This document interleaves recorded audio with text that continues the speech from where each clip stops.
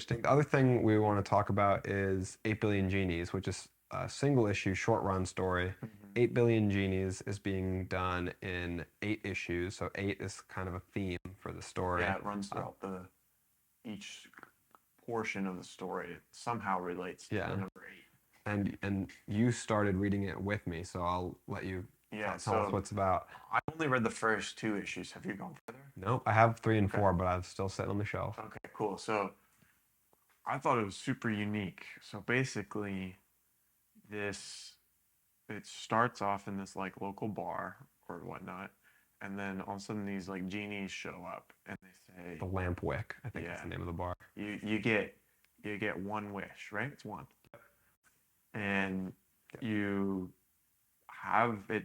It didn't seem like there was a time limit on it, but the first wish that was made, or at least that we saw, was the bartender, and he basically gave a wish protecting his bar, that nothing from any of these other people's wishes will affect this bar and Or anyone inside of it. exactly. So any wish that someone else does about this place or anyone in there, the wish is basically canceled out, which inevitably makes this place arguably the safest place on earth.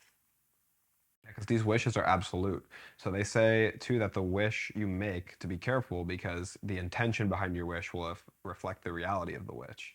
So his intention was genuinely to protect his bar and the inhabitants inside the bar at that moment.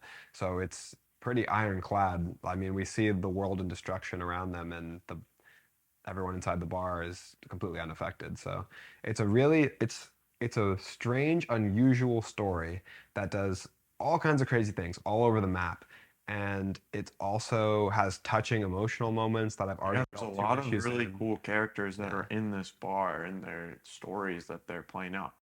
I feel like I've read a lot more than two issues with how Yeah. much has happened Yeah. already. It's quick, and I don't want to say too much. And it's a new series, and I kind of want to do a spoiler-free Yeah. discussion on it, so other people can have the chance to read it.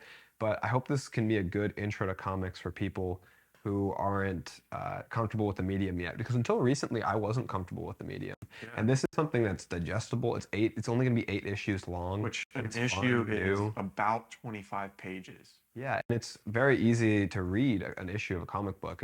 I mean, depending on who you're reading, it's mostly the images that you're digesting in your mind, unless you're reading Alan Moore, and then you just might as well pick up a book.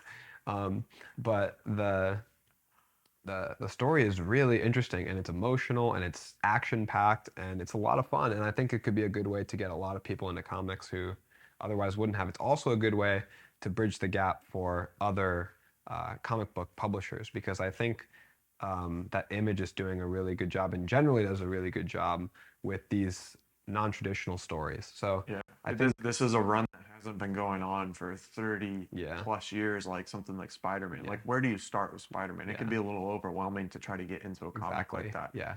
And I Um, felt that fear too when I thought about reading comics, is I wouldn't even know where to start. I don't want to buy a bunch of books. This is eight Same. books, $4 a piece, Yeah, and I really eight want issues. to do the story justice by reading the whole story arc. Yeah. And at first it was kind of hard to figure out what that was, what stories were what books should I read when it comes to like Batman that's been going on forever or any of the Marvel characters or something. There's so much continuity to But go through. yeah, but this is it's just a short story and it's all complete. It's one universe. You don't need to know any of the characters going in, so it's very digestible for someone just getting started in the comics. And the art is phenomenal.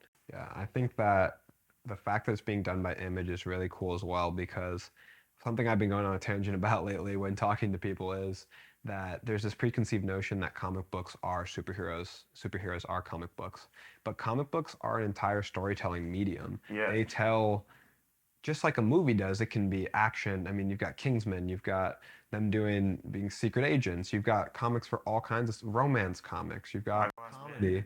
Why the Last Man is a dystopian future. I mean, Walking Dead is a zombie comic book, and I hate to think people would be closed off. Oh, I don't like comic books because I don't like superheroes. Yeah, When to it's not the me, same. it's the same thing as reading a book. A book people think about a book, it can be about anything. It could be about a murder investigation, everything from that to a love story. Yeah. And comics are exactly the same, but they kind of get pigeonholed. So I think stories like this and Image producing so many like original out of the box content Yeah. is so great for the medium. So Image also does Invincible, Yes. Walking Dead. Yes. What are some other well-known ones? So if you're interested in looking for Invincible stories, you can read East to West.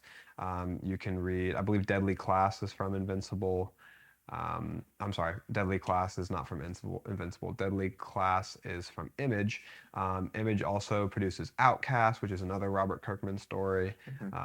Image produces a lot of great original stories. Spawn.